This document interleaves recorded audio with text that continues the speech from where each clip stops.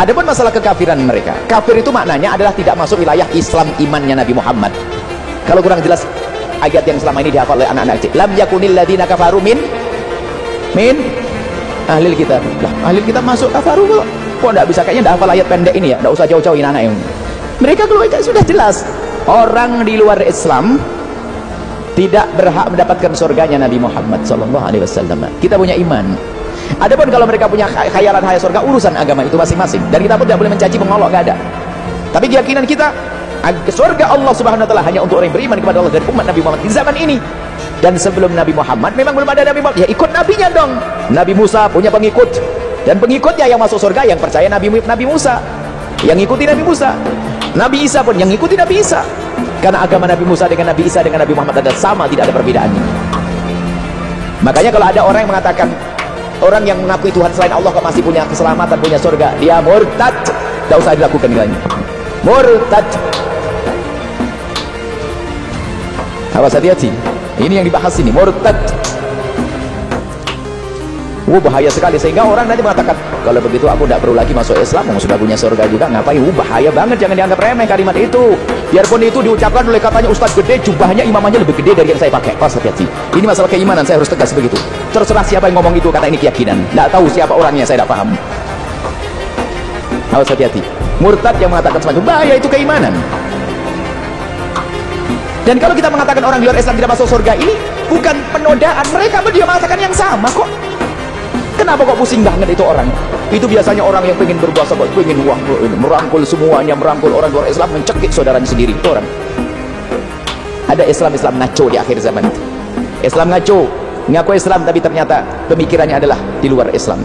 Dia murtad pemikiran ada, murtad akidah ada. Orang semacam itu murtad. Saya ulang-ulang. Yang mengatakan bahasanya orang di luar Islam kok mendapatkan surga, keluar dari iman.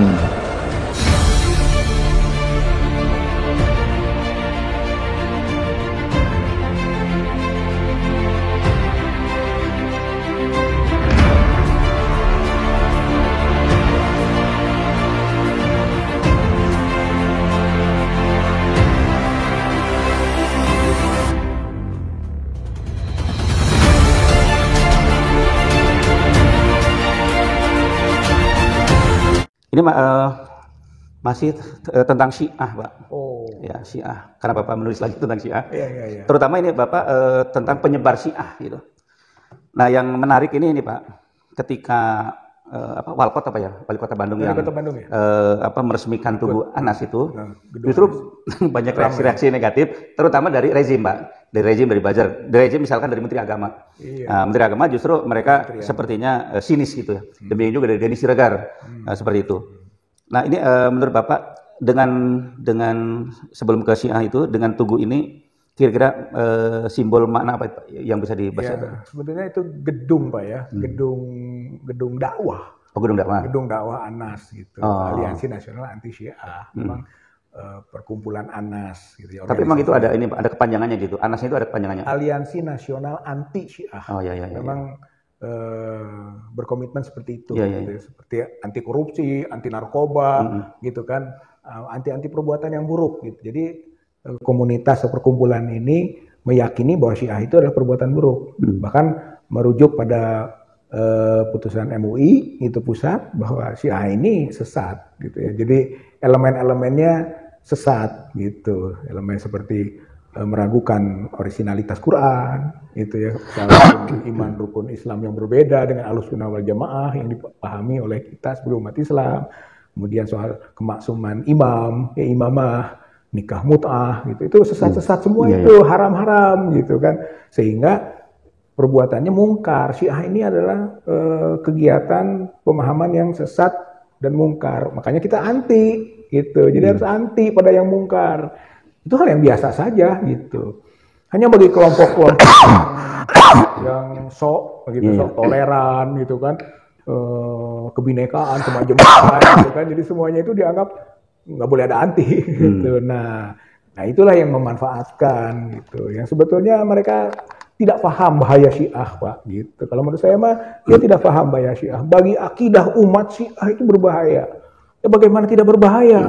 Orang harus iman pada imam yang gaib, itu kan, imam iman pada imam yang gaib, gitu kan? Itu imani enggak, gitu kan? Sesuai enggak dengan prinsip yang kita yakini? Jangan-jangan itu perbuatan yang tadi sudah jelas lah, mungkarnya itu enggak boleh, gitu kan? Jadi bagi akidah berbahaya, merusak akidah, gitu ya, dengan keimanan seperti itu. Kemudian kita ragu pada Al-Quran. Al-Quran yang ada ini tahrif katanya, sudah berubah, bukan tidak orisinil yang kita baca ini. Kita ragu pada Quran, kan kafir, gitu kan? Meragukan Quran itu kafir, gitu. Jadi bahaya kan akidah kita kalau kita ragu ini Quran ini bener enggak ya, gitu. Bahaya, rusak akidah kita. Nah itu Syiah, Pak. Itu hadis misalnya, nggak ada hadis Bukhari, hadis Muslim, hadis Ahmad, hadis Nasai, nggak ada. Sementara kita yakin ini.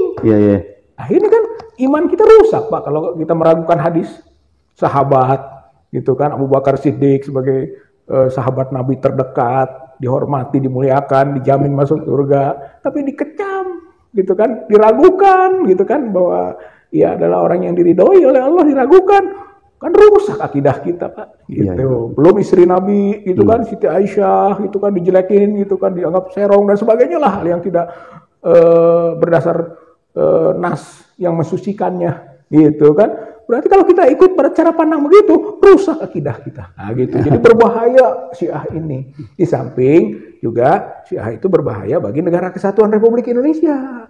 Bahaya. Karena dia punya ideologi imamah, Pak. Kita saja yang baru wacana soal khilafah sudah dibubarkan organisasinya. Dianggap berlawanan dengan ideologi negara Pancasila misalnya, gitu kan. Padahal itu perlu bisa didiskusikan lebih dalam soal khilafah ini adalah sistem yang pernah ada di dalam sistem pemerintahan Islam, gitu kan, dari waktu ke waktu. Sekarang ini imamah, Pak. Imamah itu menggantikan ideologi apapun dengan imamah. Wah, itu kan merusak ideologi negara kita, makar itu, Pak. Itu belum disetel oleh negara lain, Iran. Maka kalau Iran ikut campur memperjuangkan imamah, merongrong ideologi negara, proxy war itu. Diadu di antara kita, gitu kan? Apa nggak berbahaya bagi negara Republik Indonesia, NKRI? Bahaya. Makanya itulah yang kita sebut bahwa Syiah itu berbahaya bagi akidah dan berbahaya bagi Negara Kesatuan Republik Indonesia. Baik, Pak. Jadi kita sudah sepakat ya, Pak. Terutama di Indonesia kan kita menganut Ahlussunnah wal Jamaah, gitu. Saya sepakat bahwa Syiah itu adalah satu kelompok yang memang kita anggap mereka itu adalah tidak sesuai dengan akidah Islam, gitu ya. Dan mereka menyimpang. Kemudian secara negara juga mereka sebenarnya adalah membahayakan negara, ya. Nah, jadi kalau ada orang-orang yang di sini sinis, nyinyir terhadap apa yang dilakukan oleh Wali Kota Bandung ini patut dipertanyakan ya, Pak ya. Oh iya, ya tadi. Walaupun mereka itu duduk di dalam pemerintahan. Iya, sama saja mau dimanapun, gitu kan. Apalagi dia sebagai pejabat, gitu kan. Seharusnya dia tidak seperti itu, tidak nyinyir, atau sampai kepada menuduh, gitu kan, bahkan berdusta, katanya Anas itu organisasi terlarang, sudah dibubarkan, kapan dilarangnya, kapan dibubarkannya misalnya, itu dalam rangka kepentingannya sendiri untuk membenarkan pernyataan ataupun argumennya, gitu. Jadi sebetulnya itu tidak patut kita terima pandangan itu, Pak. MUI saja sudah memutuskan, gitu kan, mewaspadai penyimpangan Syiah di Indonesia. Ini Kementerian Agama atau bukan kementerian secara institusi lah, orang-orang yang ada di Kementerian Agama kok pandangannya begitu? Jangan-jangan memang Kementerian Agama sudah disusupi oleh Syiah, gitu, oleh orang-orang Syiah yang kemudian memberi pandangan, memperalat juga pejabat-pejabat yang ada di kementerian itu untuk menyerang, gitu kan, mereka yang mencoba mencegah penyebaran paham Syiah, gitu. Jadi memang harus dicegah paham Syiah ini berkembang. Karena apa, Pak? Lihat Afghanistan, lihat Irak, lihat Suriah, lihat Yaman, gara-gara berkembang Syiah hancur negara itu. Jadi kalau kita juga sekarang membiarkan pengembangan Syiah ini diproteksi, dilindungi, silahkan berkembang karena ini perbedaan yang harus diterima, hancur negara ini. Kita akan jadi Suriah, kita akan jadi Irak, gitu kan. Kita akan jadi Yaman, gitu, di mana Ahlus Sunnah yang tidak bisa menerima Syiah berbenturan dan akhirnya proxy war, kepentingan asing masuk di situ. Inilah kebodohan dalam kebijakan politik kalau misalnya membiarkan Syiah berkembang di Indonesia. Pas pengetahuan Bapak, kenapa orang-orang ya seperti, maaf ya Pak, Said Agil gitu ya, kok seperti membela Syiah juga? Mungkin kalau Yakut itu mungkin karena terpengaruh juga gitu. Ini ada faktor politis atau apa kira-kira Pak? Ya, saya kira faktor politis juga besar gitu kan, karena faktor ekonomis juga ada hubungannya dengan ekonomi ya. Iran itu kan juga negara yang mensuplai pengembangan Syiah di Indonesia dan di negara-negara yang lain gitu ya.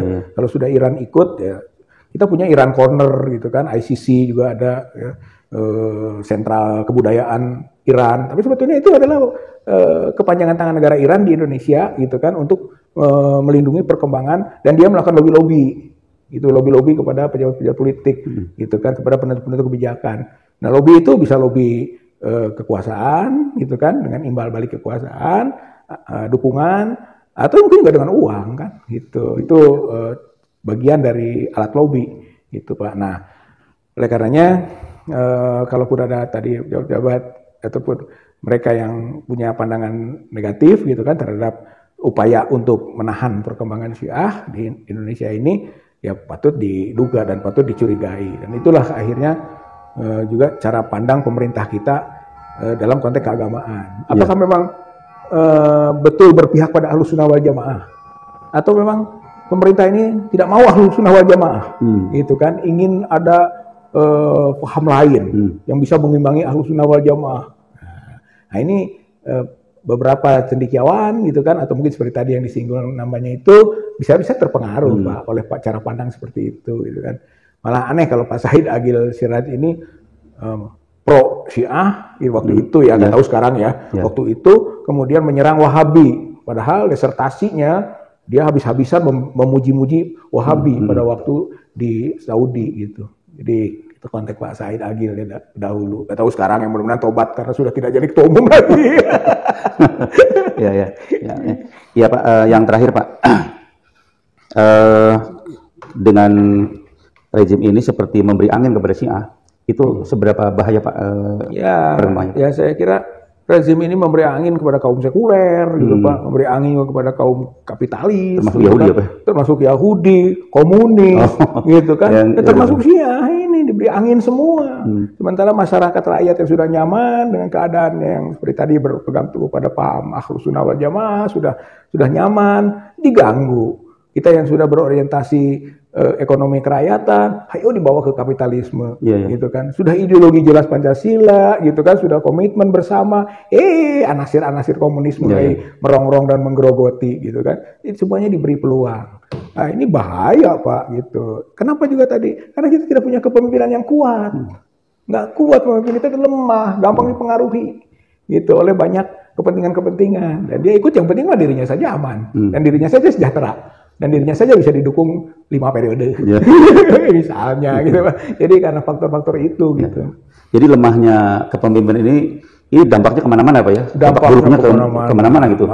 Bukan sekedar masalah ekonomi, tapi juga masalah keagamaan segala macam. Keagamaan, politik, budaya, semua, gitu kan. Coba kita bukan tidak setuju misalnya presiden itu memakai baju-baju adat, ya kan? Oke, bagus lah dalam rangka mendukung adat, tapi nggak nempat gitu sekarang ini gitu kan.